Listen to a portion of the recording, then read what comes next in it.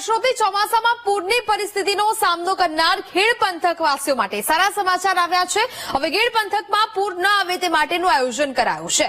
બજેટમાં ગીર પંથકને પ્રાધાન્ય આપી 1500 કરોડનો પ્લાન તૈયાર કરાયો છે, જેની કેન્દ્રીય મંત્રી મનસુખ માંડવિયાએ માહિતી આપી છે। તેમણે કહ્યું કે ચોમાસામાં પૂર સમયે 10 થી 15 કિલોમીટર સુધી ખેતરમાં પાણી ભરાઈ જાય છે, જેથી હવે નદીઓને ઊંડી ઉતારવામાં આવશે, જેથી પાણીની સંગ્રહ શક્તિ વધે।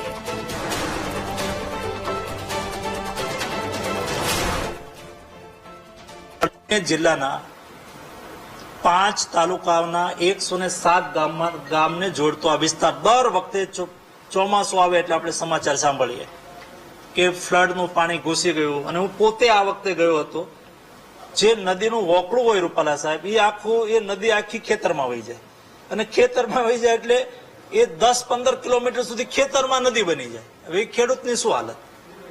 એના માટે થઈને ઘણા વખતથી શોર્ટ પ્રયાસો થતા પણ રહેતા હતા, પરંતુ આ વખતે 1500 કરોડનો પ્લાન ખેડ પંથકના પાણીની સમસ્યાઓને સમાધાન માટે થઈને નદીઓ પહોળી કરી અને મૂળ પ્રવાહને વહેવડાવીને નાળા પુલિયા મોટા કરવા સહિતનું એક સારું એસ્ટિમેટ બન્યું છે।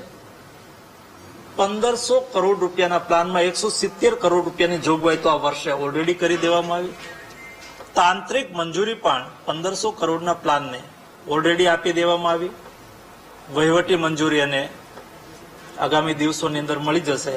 કહેવાનો મતલબ બજેટની અંદર ખેડ વિસ્તારને પ્રાધાન્ય આપવામાં આવ્યું।